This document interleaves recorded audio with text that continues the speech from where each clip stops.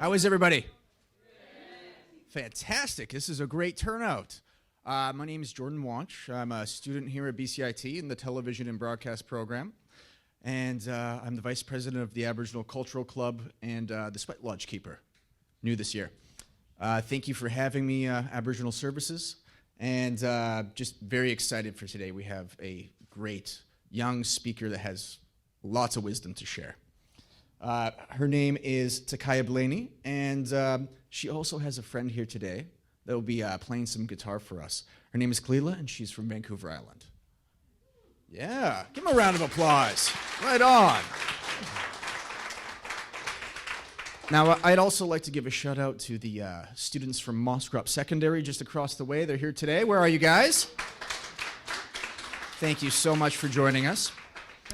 And before we begin today's speech, I'd like to acknowledge the Coast Salish territory that we're on, Musqueam, Squamish, and Tsleil-Waututh, for allowing us to gather here and to listen to the very inspiring words this young lady has to share with us today. And we'd like to let you know just a little bit about her. She's a singer-songwriter, an environmental activist, and she's been speaking publicly since the age of 9. And her work is quite ambitious and admirable. She's been around the globe speaking at UN meetings, and I think that's very fantastic. And personally, I find that very inspiring. We're all citizens of the earth, and it is our duty and our responsibility to speak out against injustices around the globe. And to see a young woman walking that path gives hope for a better tomorrow. So ladies and gentlemen, please give her a warm welcome. Thank you.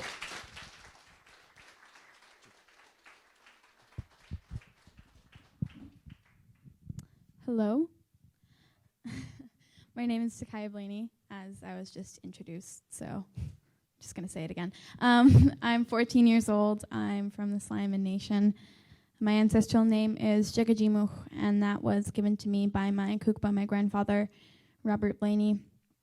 And the direct translation of that word into English has no literal meaning other than it is a word, but the original carrier of that name, the original Jagajimuch, was a speaker and a leader for our people, and so that is what Jagajimuch will be remembered by. I am an environmentalist, and I've been so for many years, and that has to do with how I have been exposed and informed of my culture and the significance that healthy environment has upon the practice of that culture, and what culture really means for an entire community of people, and how especially for youth it is so important to be exposed and nourished and supported in that cultural atmosphere and connected to that background. Because as First Nations people, I'm actually biracial, and I recognize myself as First Nations and not half First Nations, because First Nations is more than an ethnic identity or a percentage in your genetics. It's a part of a larger spiritual and cultural affiliation, and how you find yourself connected to your ancestors and to a larger cultural community. And so when I was a smaller child, I would be sitting on the laps of my elders, and as most children, I was told stories, not just fairy tales, but stories about my culture that had been passed down orally for generations since the time of my ancestors. And I was also told of the childhood of my Kukpa and Chichia, my grandfather and my grandmother.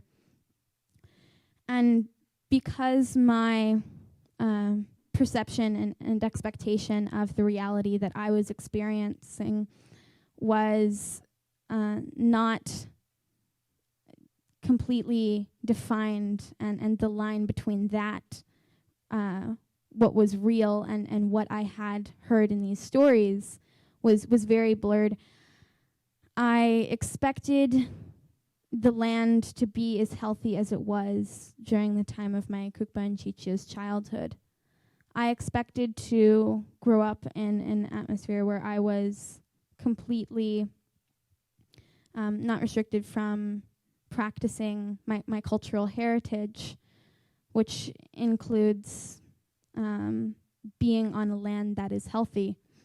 And when I became 6, 7 years old, I began to notice small things that were big things that became small, I guess. How the salmon run was no longer as strong as it used to be, or how our old ancestral village, where we as Sliman people are originally from, the Tishiosum village, we were forcibly removed a few generations back, how that was named after herring, and how water looks when the herring are returning, and how the herring are virtually extinct in that area.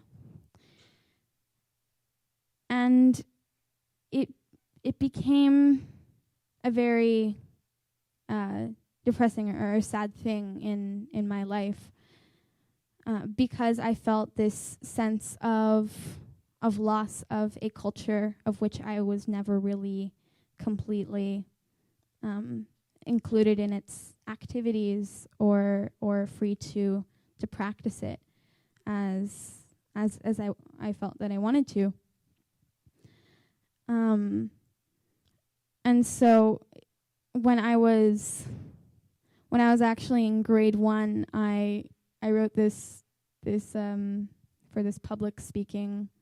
annual public speaking exercise for this school that I was a part of. I wrote about the world as seen through this higher perspective of an eagle, which is symbolic of the animal that is closest to creator in our culture. And so the eagle is widely respected as a spiritual figure throughout the cultures of the Coast Salish people.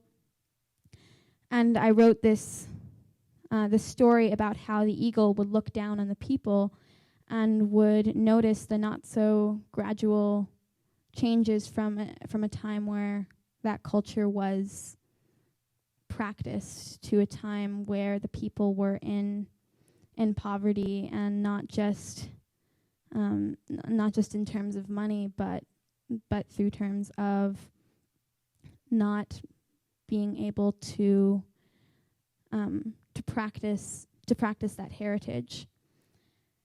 And at the very end of the poem, or the weird speech thing, it was kind of a mix between a poem and a speech and a story.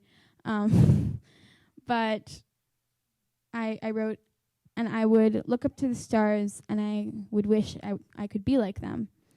And so my teachers must have assumed at the time, that's really cute, she wants to be a star. But what I meant was, I wish I could be physically and emotionally detached from the earth, so I wouldn't have to feel that pain of being a part of something dying. And when I was 8 or 9 years old, I became more involved in actually looking at the media, and usually it was for school projects, because I was 8 or 9 years old, and I didn't actually look through the newspaper. But I remember finding this one article about the Northern Gateway pipeline. And I remember thinking at that time that all of these emotions and wishes that my ancestors had been a bit more active, vocal, and tried to publicly inspire our communities to do something drastic that would have changed how our culture was practiced and would have abolished those environmental limitations and created a more healthy environment. Wishing that something different had been done in the past. I began to have this sense of, well, we are the ancestors of the many generations to come. And as humans, we have this notion, almost an instinct of our societies that's inherent to all human societies, is that we wish to evolve, change, and enhance our situation. And once we have a perspective or a principle of which we see the surrounding world, once we find exceptions, then we understand that we have to either elaborate on that principle or completely replace it, because we understand that we need to be constantly changing, and that is the way of our survival, not just to continue drinking and to continue breathing, but how we remain healthy physically and mentally and emotionally stable and supportive of each other.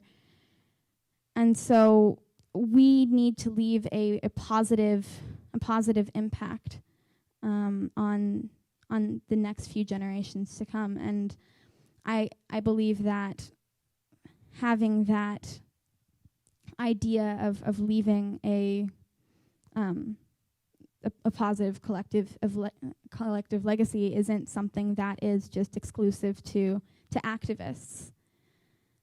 I feel like whether or not you identify yourself as an activist or not, we all want clean drinking water for the next few generations. We all want clean air to breathe for the next few generations. And I forget who said it. I thought I was going to remember who said this, but I'm going to say it. There's this quote. It was once said that it was this question that, why does wanting clean drinking water make me an activist, but corporations trying to destroy that clean drinking water, why doesn't that make them terrorists? And so once I had stumbled across this this news article, I thought, well, I have the ability to do something. And I guess in the past of my short life, up until now, I had always imagined myself being a part of helping successful, effective change that benefits the community, that benefits the environment. I didn't really know what that looked like. But I understood that the need for it was urgent. And so I began to try to help in the way that I knew best at the time, which was music. And I find that when any type of agenda or idea, it doesn't even matter if it's completely ridiculous. If it's communicated through music, people tend to not agree with it at all, but accept it. And there's less like aggressive responses of people being really afraid that their perspective on the world is being changed or countered or questioned. That when that music is spread, or when the message is spread through music, people are able to listen and be a bit more supportive. We all have national anthems. We all have music that when we listen to it, we can feel our soul coming alive.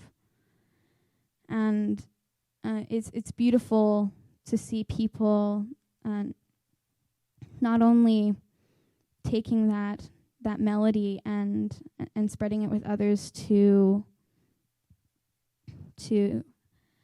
illustrate and communicate their own narrative, but doing so to try and spread a message of justice and equality for people, for the environment, for future generations. And so as I got more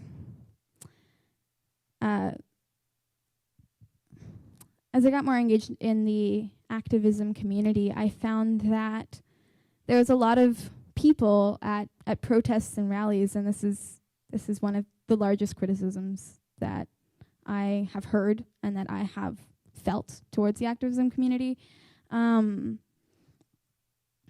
that a lot of people were using these protests and rallies as an outlet to express their individualistic rage and just, generally being upset at the system, at the corporations, at, whatever entity is responsible for, directly responsible for them being oppressed in any way.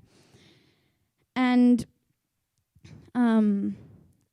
for a while, I was like this as well. I was like, oh my gosh, this is happening, and this is happening, and it's all because of this and the system, and that's horrible. And I was kind of angry about a lot of things. I was frightened for the future of my people, and I was frightened for the future of my environment. And I was frightened by the fact that our language might be extinct in a few years. And how I'm just going to go off on a little tangent here. It's not just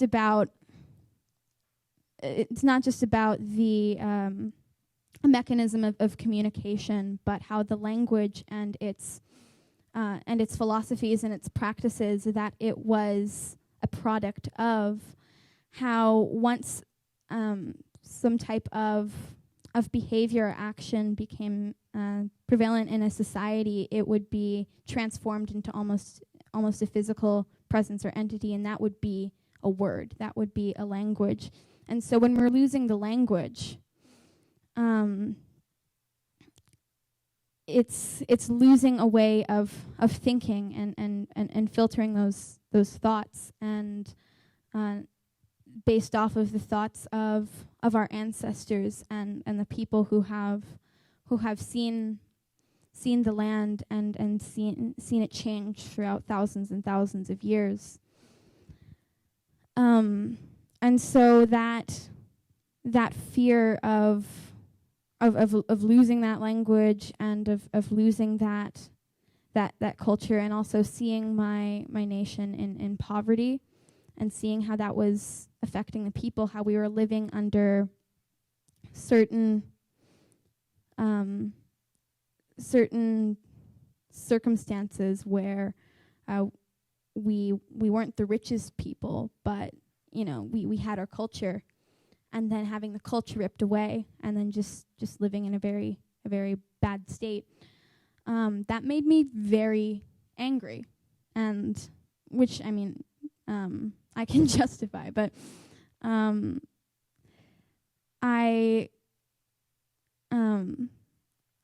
eventually tried to get to this place where I was not just acting out of fear for what could be, but love and enthusiasm for what also could be, is a future that that many people are collectively working towards, which is sustainability and a future where culture can be, First Nations culture can be supported and practiced freely without those limitations. And it's also interesting, another criticism of the activism community is that through the notion of fighting back, you are perpetuating negative actions with this violent and aggressive connotation that further traps you in that negativity. And I ran into that a lot when I was going to conferences where there was a lot of I don't know how to put this, rich people. And it's a perspective that requires a lot of privilege to not be able to understand that some people, and I learned this throughout my travels, that that when you're fighting back, and even though this what the place that you're fighting from might be individualistic, an expression of individualistic rage, it still comes from love as well, because some people don't have a choice about whether or not they're going to go out in the streets and hold up the signs, because a lot of people are living in situations where a lot of First Nations communities up north, across Canada, they don't have access to clean drinking water because of what has been happening with that exploitation of the environment. And so they don't have a choice about whether or not they go out with the signs. They go out with the signs so their children can have access to that clean drinking water, so they can get an education, they can practice the culture freely and live holistically as a First Nations person with access to that practice of the background. And so I find that it's all about not only coming from a place where your intention is ingrained in the love of the future and love of the people and love of the land, but also finding a way to represent that and to be more inclusive and to find ways in which we can not only work against what we know we don't like, but work for what we know we want. And that vision is something that I've been working with various organizations and just generally the activism community of getting people to a place where we're organized and we can understand not just how to rally each other up because we know this is killing our people with rare cancers and different diseases that result in not having the ability to go out on the land and live that healthy lifestyle. Not just being like, God, we hate these people, but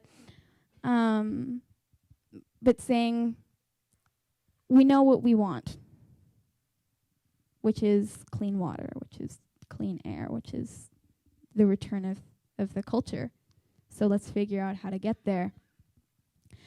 And I find that in any type of scenario where there is a great tragedy or threat to our existence or the existence of others that we love and things that we love, throughout that tragedy, there's always an opportunity. There's always an opportunity to, and this sounds cheesy, but learn from our mistakes. Because that's what we do as humans. That's a part of what makes us so interesting as a species, is our ability to, and this isn't, of course, exclusive to humans, but a part of our ability to recognize where we have gone wrong and to be interested in that and to learn how to continue in ways of which we are not committing to the same mistake over and over and over again, because that's just not a smart thing to do. That's just not how you survive. So yeah, just looking at these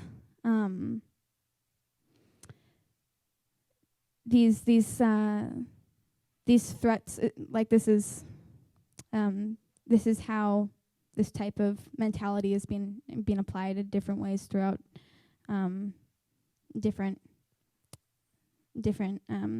places I've gone to, but a lot of First Nations people were not as unified as we are now.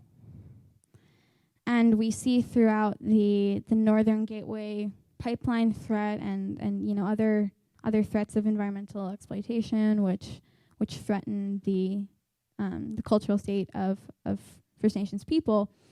We see nations coming together, and we see people becoming brother and sister, and joining together and unifying in a way which is really beautiful. And so that's an opportunity. And so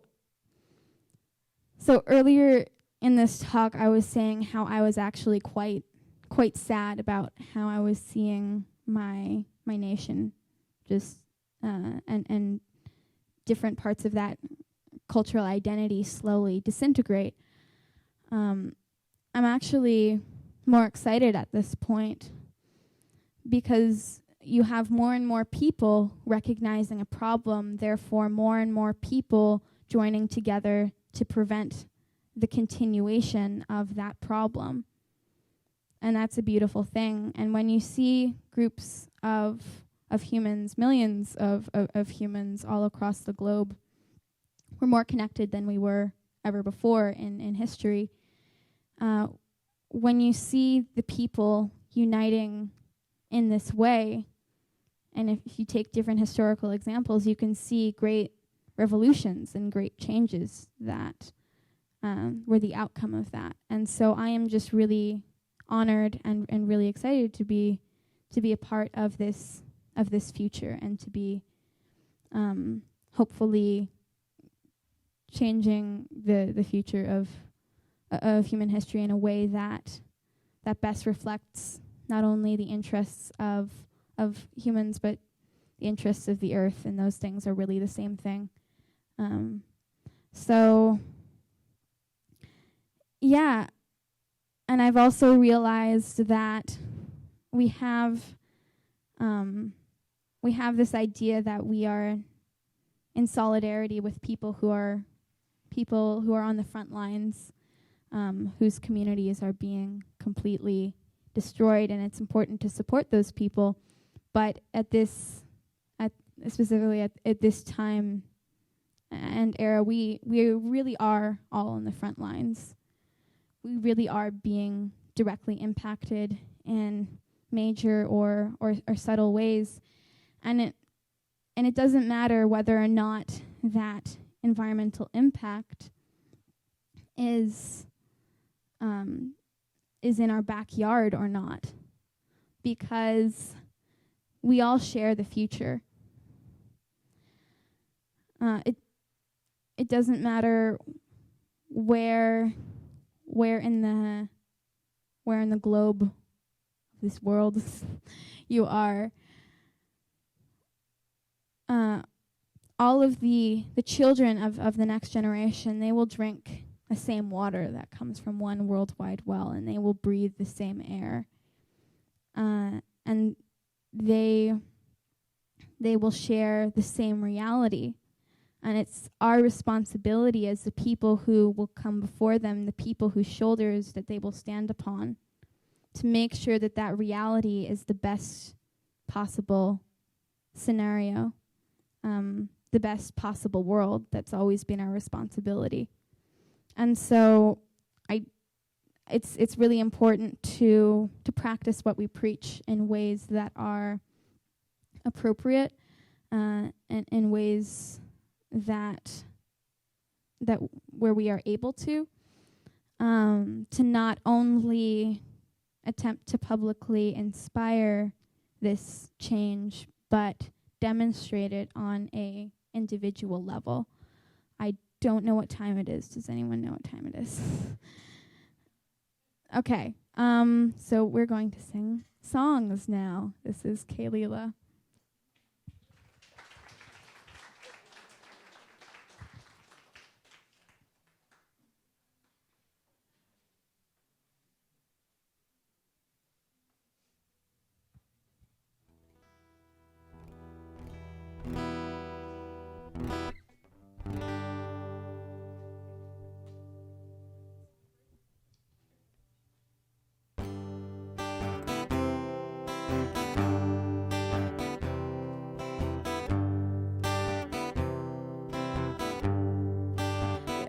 From a distance,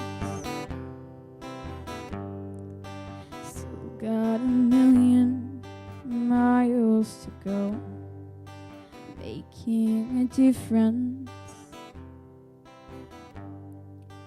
The only trophy I wanna hold, the state of the nations. It's poison from pollution, greed and war. We know we have solutions. Actions speak louder than words.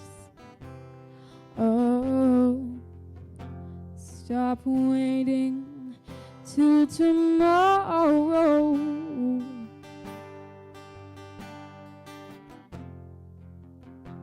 Stop living yesterday.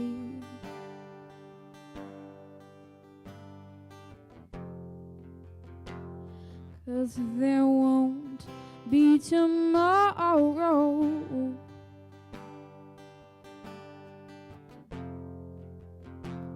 If we don't change today, what generation now? Children of the future, Earth revolution. Creation's crying out, I feel her pain, I can't walk away. I'll do my part to fix what's broken, give back what we've taken, hope for the dawn of a new day. Calling out to each and every person, join me in the Earth revolution. Let's go the distance. We are a million voices strong, facing resistance. But there's a choice between right and wrong. Oh, stop waiting till tomorrow.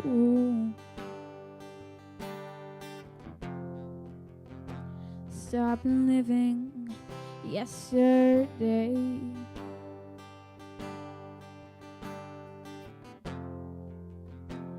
Cause there won't be tomorrow. Oh. If we don't change today,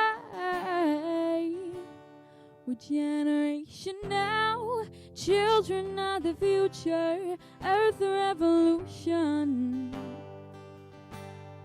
Creation's crying out, I feel her pain, I can't walk away. I'll do part to fix what's broken. Give back what we've taken. Hope for the dawn of a new day. Calling out to each and every person. Join me in the earth revolution.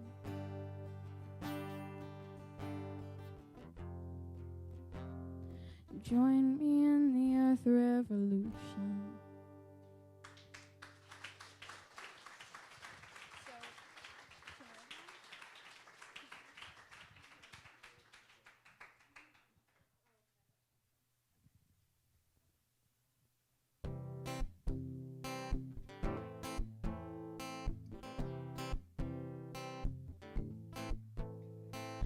Look down, you stand on common ground. Drink the water, breathe the air. Our roots in nature is what we all share. The earth cries for unity in its wind of opportunity. Every step's the front line. We're showing up our battle lines. You're hiding all the danger signs. But if you want to turn the world around, you gotta turn it upside down.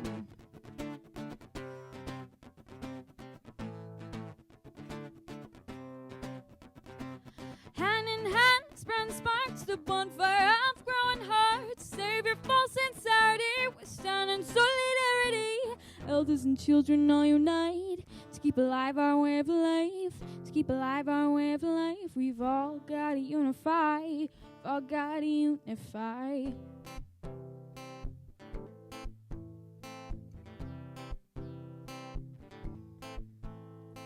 Join hands for the future of our land. Speak the language, the practices, but the earth won't heal without our bandages. The final hour and final measure, save the culture that we treasure.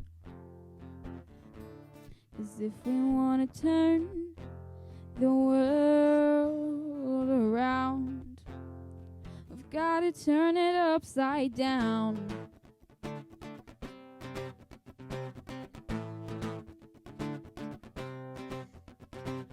Hand in hand, spread sparks, the bonfire of growing hearts. Save your false sincerity, we stand in solidarity. Elders and children all unite to keep alive our way of life. To keep alive our way of life, we've all got to unify. We've all got to unify. Gonna take a breath and hold never government action. Let's raise our voice, speak to get a reaction. But the earth can't take our war, so we must be silent no more. Silent no more, silent no more, silent, no idle no more. Solidarity, yeah, unity, yeah, culture, yeah, community, yeah, solidarity, yeah, unity, yeah, culture, yeah, community, yeah, solidarity, yeah, unity, yeah, culture, yeah, community, solidarity, yeah, unity, yeah, culture, yeah, community. Elders and children all unite to keep alive a way of life. To keep alive a way of life. We've all got to unify. Oh, we've all got to unify.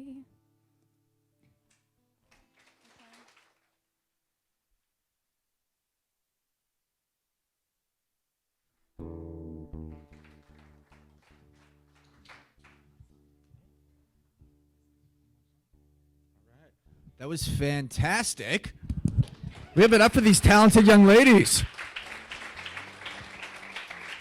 Now we're going to have a question period in a minute, but they want to do one more song. Are y'all ready for that?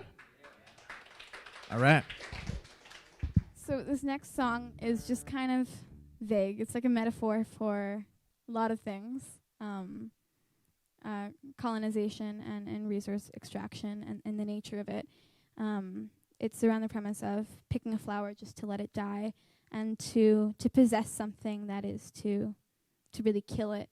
And so, yeah, we don't really have a name for the song.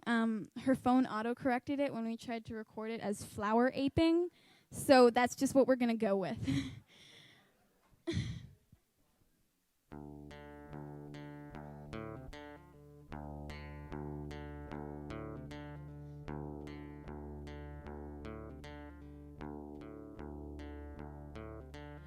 It was from a time when blood flowed free as water, brought down all the backs of Mother Nature's daughter.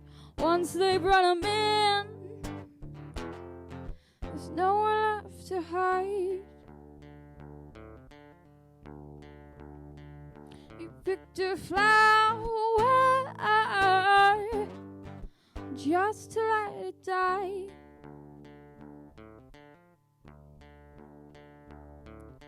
She was of the people who ran deep within the wild. Night she whispered prayers through the willows with her child. She dreamt 1,000 colors upon the hillside. It was picked like a flower so he could call her mine. But she's alive. There came information that nothing was the same. Pumping blood from Mother Nature's veins. A bad dream gasoline machine will bleed her black blood dry. You picked a flower just to let it die. Why did you pick the flower? Why did you let it die? Now there's nowhere to run, nowhere to hide. Why did you pick the flower? Why did you let it die? Now there's nowhere to run, and there's nowhere to hide. Picked a flower just to let it die. He picked a flower just to let it die.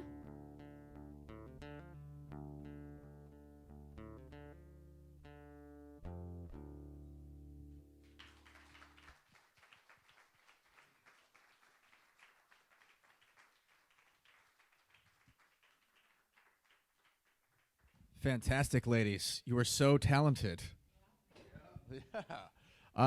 So I guess we'll take a moment to take questions from the audience and from out back as well.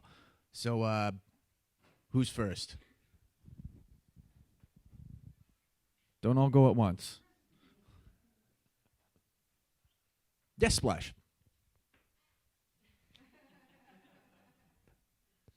Oh, do we have a question? There we go. Fantastic. I want to share what I heard today with so many people. Do you have a website that I can send people to? And can they hear your music? Yeah, it's takayablaney.com, so it's my name and then .com.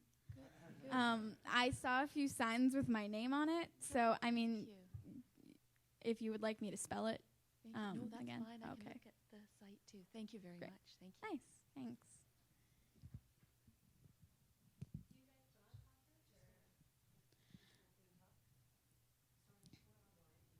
Oh, do you guys put on concerts, or is it just mostly in talks like this when you sing?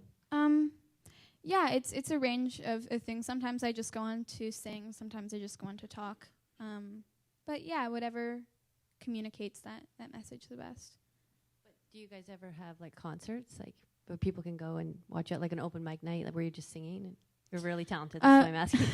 I want to go see you again. I haven't done that yet. We've gone to perform at concerts, but that we haven't like actually hosted anything like that. Well, you should.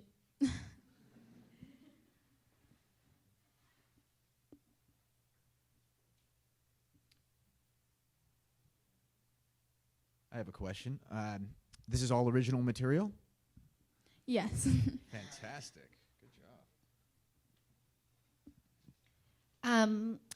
As you can see, we have many high school students here today who were really excited to hear you. And so what advice do you have for teenagers that are looking to get into activism?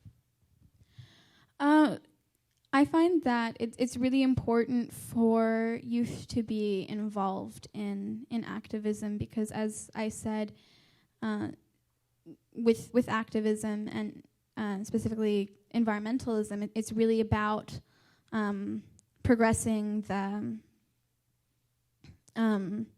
the political and social landscape to be more in acknowledgement of the environment, and to implement more laws to protect that, and to be more involved with that protection of what my culture refers to as Mother Earth. And so because of that, it's really about securing a healthy future. And in that future, us youth will be the ones to experience what that reality looks like. And so it's important for youth to be informed about current procedures taking place that will have a direct impact on how they will live, and to do with that information what they find most appropriate, and which aligns most with them as an individual. But I find it very interesting that when I first started singing and speaking, I had this insecurity that everyone would just immediately dismiss me because of my age. But I find it's the exact opposite. Even standing in front of corporate representatives who are very convinced of the work that they are doing is in the best interest of the future completely.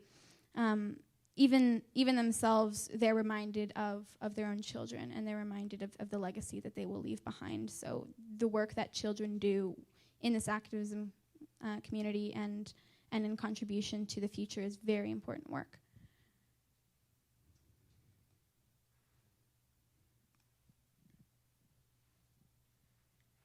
Any more questions? All right, thank you very much for sharing all your gifts with us today, both of you. It's beautiful. Thank you. In closing, just remember that everyone has a gift and a passion, and it's our responsibility as carriers of that gift and that passion that we share that with other people, and share that in a way that honors that in the best way. And we all have a voice or a way of communication, a way of putting interest onto things of which we find important. And when we see injustice, and when we experience injustice, and we see others experience injustice, it's our responsibility as compassionate human beings to do something about that, and to be compassionate human beings. And we all also have a responsibility, because everyone in this room breathes air. Everyone in this room drinks water. It's a part of how we live. And because of that, we need to ensure that the next few generations will be able to have that same luxury. So, not really luxury, but thing for survival. So yeah, let's all work together, because we do have that responsibility. And I'm just so excited about what that future where everyone is united could look like. Thank you.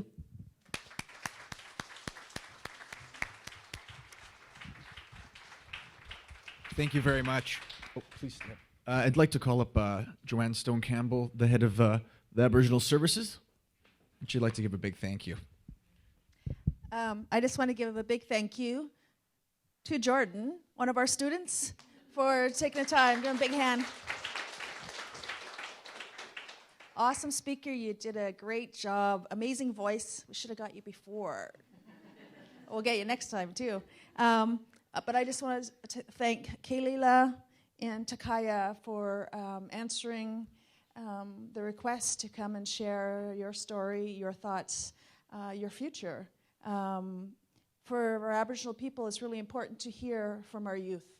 And BCIT is celebrating its 50th year, and we really wanted for BCIT community to hear your perspectives as a young person, an Aboriginal person, to share your wealth. And I totally appreciate you coming forward. I know you're busy and you're traveling. But I totally appreciate your music, that you guys connected together. It's amazing, amazing voice. So give them a hand.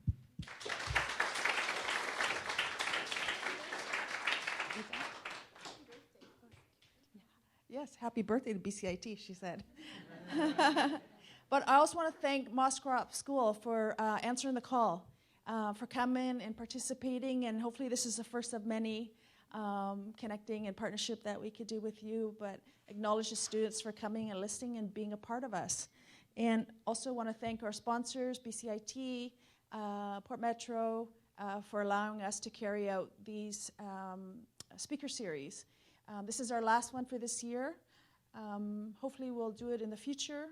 This is our 5th year, I think, of doing our speaker series. We had over 20 Aboriginal speakers coming into BCIT and sharing their wealth of knowledge. So again, our hands up to our students, to staff of BCIT, to our foundation for doing our fundraising, and everybody in attendance. Thank you so much.